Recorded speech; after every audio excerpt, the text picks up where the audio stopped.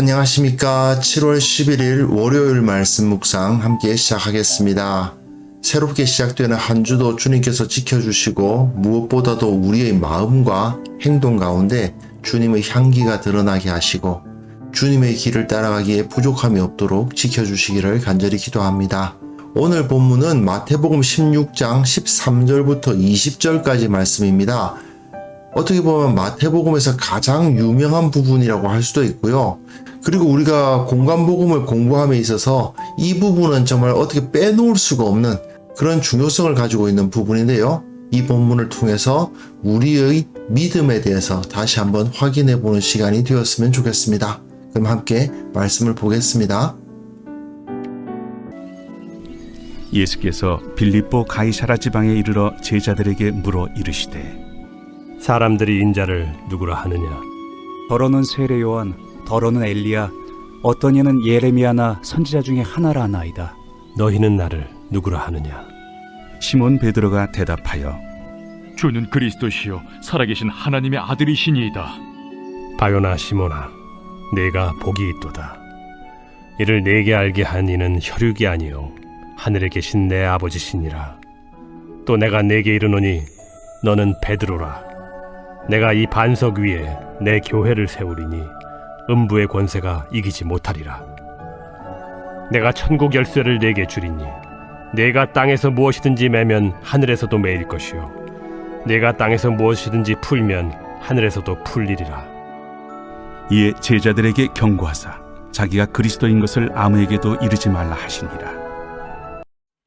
네, 말씀 잘 보셨습니까? 지금 우리는 예수님께서 교회를 세우는 이야기를 읽어가고 있는데요. 그 가운데서도 가장 중요한 부분이라고 할 수 있죠. 베드로가 예수님께서 그리스도이심을 고백했죠. 그 고백 위에, 베드로의 고백 위에 교회가 세워지거든요. 그 앞에서는 계속해서 기존의 교회, 기존의 하나님의 나라로부터 반대를 당하고 있었잖아요. 그리고 여기서도 사실은 마찬가지고요. 14장과 15장에서 기존의 그 교회의 지도자들이 예수님을 반대하고 예수님을 배척했지만 그로 인해서 예수님은 새로운 교회를 여기서 만들어 가시는 것을 볼 수 있습니다. 여기서 교회라는 이 단어는 하나님의 백성을 나타내는 단어가 되고요. 이스라엘의 공동체, 유대인 공동체와 다른 것이 아니라 베드로가 예수님이 어떤 분이시다 하는 것에 대한 고백을 했고 그 고백에 동조하는 사람들이 공동체를 이루어서 새로운 공동체가 될 것이다 하는 것을 보여주는 부분이라고 생각하시면 되겠습니다. 자, 오늘 본문을 보통 빌립보 가이사랴 고백 또는 가이사랴 빌립보 고백 이렇게 말을 하는데요. 대부분의 복음서를 연구하는 사람들은 마가복음이 공관복음에서 가장 먼저 기록된 것이라고 봅니다. 그리고 마태복음과 누가복음은 마가복음을 그 기본 틀로 한 상태에서 각자의 자료들이 첨가되어 가지고 이렇게 만들어진 복음서라고 보는데 마가복음에서 상당히 중요한 틀이 뭐냐면 이거예요. 예수님이 갈릴리에서 예루살렘으로 가시는 이야기입니다. 앞부분은 갈릴리 이야기가 쭉 나오다가 중간에 갈릴리에서 예루살렘으로 가시는 그 길에서 있었던 일들에 대한 이야기가 나오고 그리고 마지막에서는 예루살렘에서 있었던 일 그리고 십자가에서 죽으시고 부활하시는 그 모든 이야기가 마가복음에 기록되어 있죠.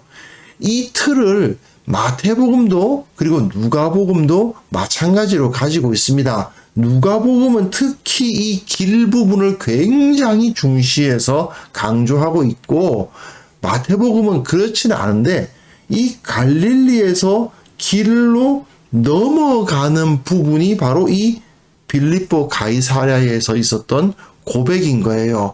즉 갈릴리 사역을 끝내고 예루살렘으로 가기 위한 길로 접어드는 이야기가 이 빌립보 가이사랴에서 고백을 받으시고 순환을 예고하시고 변화산에서 변화되시고 그리고 그 산에서 내려오셔서 귀신을 내쫓으시는 그 모든 일련의 과정이 이제 갈릴리에서 길로 넘어가는 사건들의 묶음인데, 그 모든 사건이 바로 이 가이사랴 빌립보 이 지역에서 일어났다라고 보는 거죠.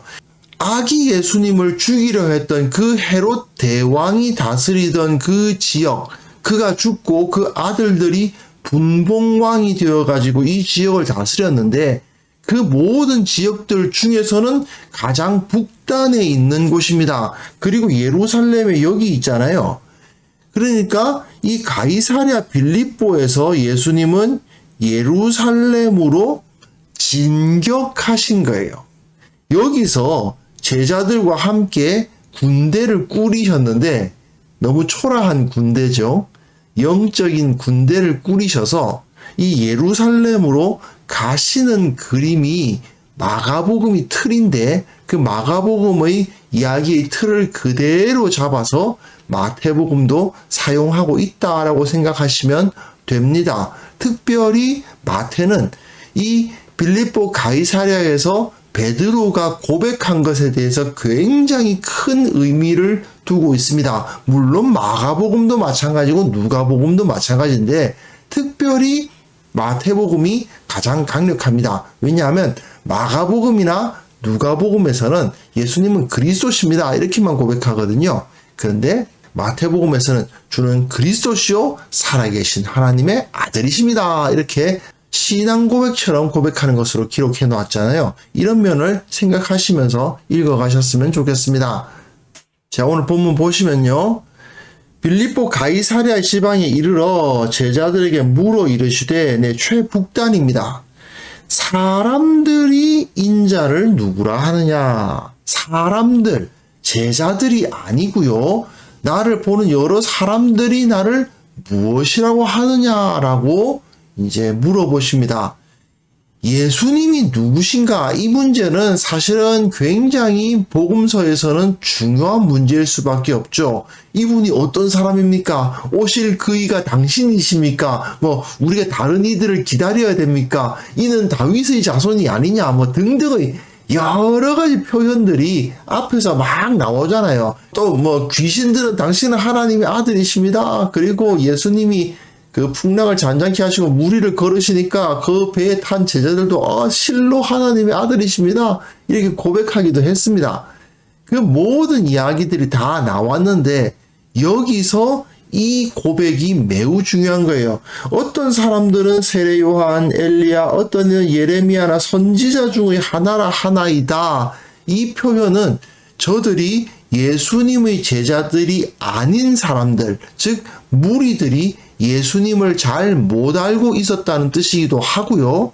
세례 요한이 맨 처음에 나오잖아요. 그리고 엘리야, 예레미야, 선지자 이렇게 나오잖아요. 무슨 이야기일까요? 예수님이 구약에 속한 자라고 말하고 싶어 하는 거예요. 우리의 전통 가운데 있다. 유대인의 전통 가운데 있는 여러 선지자들 중에 한 명이다. 특별한 분이 아니고 그 선지자들보다 더 특별하고 높으신 분이 아니고 여러 선지자들 중에 한 명이다라고 말하고 있더라, 그 말입니다. 그런데 예수님께서 너희는 나를 누구라 하느냐? 제자들은 어떻게 생각해야 되느냐? 제자들은 어떻게 보고 있었느냐? 시몬 베드로가 대답하여 이르되, 주는 되어 있지만, 주는이라는 것은 이제 당신은 그 말이에요. 당신은 그리스도시고 살아계신 하나님의 아들이십니다.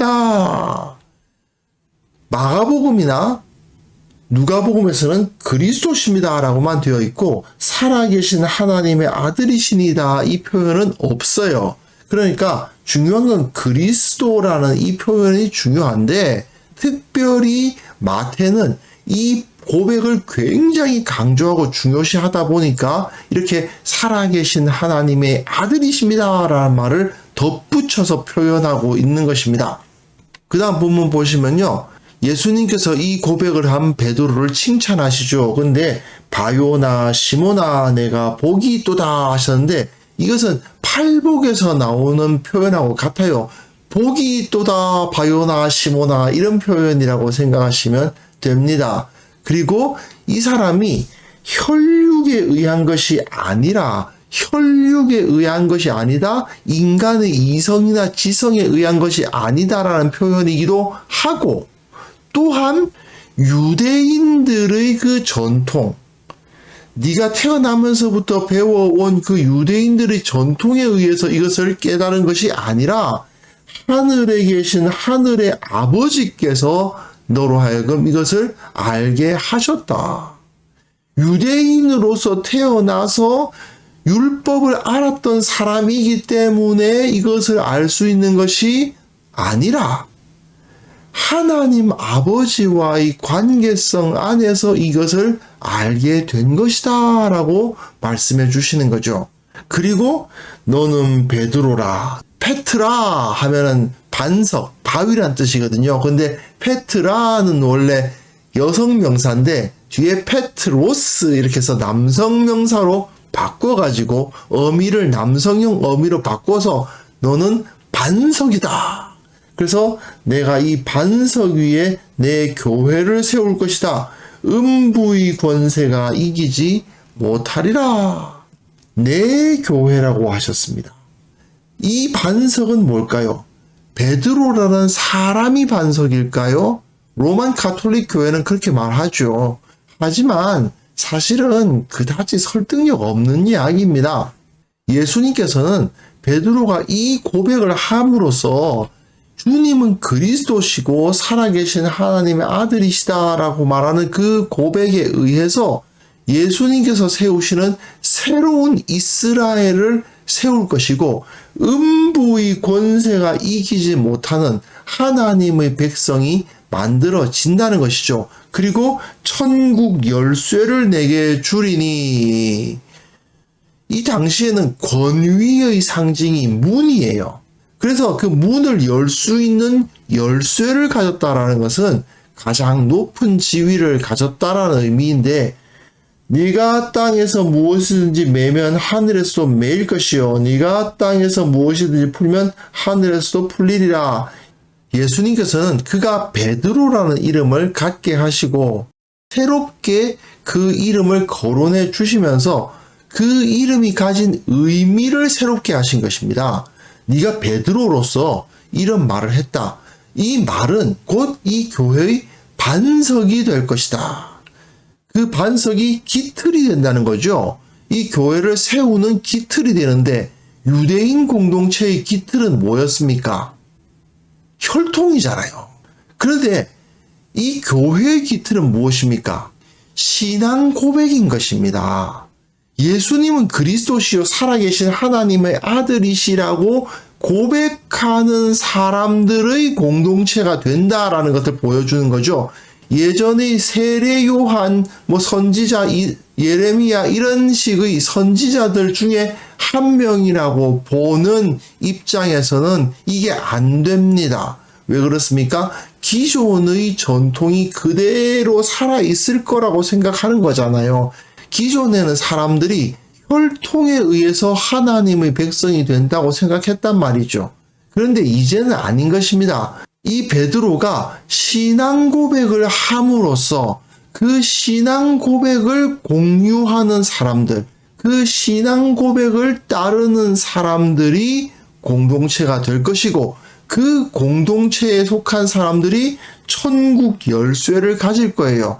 땅에서 매면 하늘에서도 매입니다. 땅에서 무언가를 행동하면, 무슨 권세를 행사하면 그 권세는 하나님의 이름으로 행해지는 권세가 되고, 교회가 무엇인가를 선포하면 그것은 곧 하나님의 선포가 되는 일이 일어날 것입니다. 그렇기 때문에 음부의 악한 세상의 권세가 교회를 이기지 못할 것이다 하는 것을 여기서 보여주시는 것이죠. 그리고 마지막으로 제자들에게 경고하사 자기가 그리스도인 것을 아무에게도 이르지 말라 하십니다. 그 이전까지 사실 예수님이 그리스도란 사실에 대해서 드러내는 표적들은 얼마든지 있었어요. 사람들이 예수님을 그리스도라고 고백할 만한 근거는 충분했습니다. 하지만 그것을 고백한 사람은 베드로를 필두로 한 이 제자들밖에 없었던 거죠. 이제 예수님은 더 이상 예수님의 가르치심과 그 이적들을 다 보고도 오병이어 칠병이어 다 봤음에도 불구하고 예수님이 그리스도시라고 고백하지 않는 자들에게 그 진리는 이제는 감추어진다 하는 것을 보여주십니다. 이제 예수님께서는 요나의 표적을 보이시기 위해서 저들에게 당신의 그리스도 되심을 보여주지 않으실 거예요. 그런데 이제 내일 본문에서 나오지만 사실 제자들도 예수님께서 그리스도시라는 사실이 대체 무엇을 의미하는지는 아직까지는 잘 모르죠. 이제 계속해서 차차 읽어가면서 이 제자들이 그리스도에 대해서 알고 있었던 것이 변화되어 가는 모습도 우리가 확인해 갈 수 있을 겁니다. 여하튼 오늘은 이 20절까지 읽었으니까요. 이 고백의 중요성에 대해서 생각지 않을 수가 없습니다. 결국 우리 신앙의 시작은 무엇입니까? 예수님이 누구신가에 대한 바른 이해, 바른 고백으로부터 시작한다는 것을 알 수 있습니다. 내가 그리스도인 집안에서 태어났다고 해서 그리스도인이 되는 것이 아니고, 내가 그 문화적인 삶을 영위하고 있다고 해서 교회 문화에 익숙하다고 해서 하나님의 백성이 되는 것이 아닙니다. 하나님의 백성이 되는 유일한 길은 신앙 고백밖에 없어요. 올바른 신앙을 가지고 있지 않으면 아무리 그 사람이 유대인이고 아무리 몇 대째 예수 믿는 집안에서 태어났다 하더라도 그 사람은 하나님의 백성이 될 수 없다. 이걸 오늘 본문에서 분명하게 체크를 해야 됩니다. 그렇기 때문에 우리는 이 지식의 중요성, 이 신앙 고백의 중요성을 철저하게 이해해야만 됩니다. 예수님을 믿는 것이 얼마나 중요한가를 가르치지 않고 그냥 교회 왔다 갔다 하니까 됐다. 아니 그래도 교회에서 착하게 사네. 그 정도를 가지고 우리의 신앙이라고 이 사람이 믿음을 이어받았다고 생각해서는 안 된다는 거죠. 예수님에 대해서 잘못된 이해를 갖고 있는 경우가 있고요. 또 가끔은 예수님이 죽으시고 부활하셨다는 사실을 믿지 않으면서도 교회 생활이 좋으니까 그냥 교회 나오시는 분들도 가끔 있어요. 뭐 신학자라는 사람들 중에서도 예수님의 부활을 부인하는 자들이 있는데요, 뭘. 하지만 예수님이 하나님 나라의 왕이시고 지금도 온 땅을 다스리시는 분이시다. 예수님이 유일한 그리스도시고 하나님의 아들이시다. 예수님만이 구원의 길이고 예수님을 믿지 않으면 우리가 구원의 길을 결코 얻을 수 없다. 이것을 우리가 분명하게 확인할 수 있어야 될 것입니다. 그래서 이 시간 우리 함께 기도할 때에 바른 신앙이 얼마나 중요한가, 철저하게 오직 예수만이 구원의 길, 이 사실을 고백할 수 있느냐 없느냐를 먼저 우리 자신, 나 자신을 살펴보고, 그리고 내 주위에 있는 사람들이 혹시라도 그냥 부모님한테서부터 이어받은 그러한 문화적인 또는 집안 분위기 때문에 예수님을 믿는다고 말하고 있는 것은 아닌지 우리 자녀들이나 우리 주변 사람들의 신앙을 확인해 볼 수 있는 그런 노력도 필요하다고 생각됩니다. 이 시간 함께 기도하실 때 이러한 것들을 확인하고 타협하지 않는 올바른 신앙을 갖게 하여 주옵소서. 함께 기도하는 시간을 가졌으면 합니다.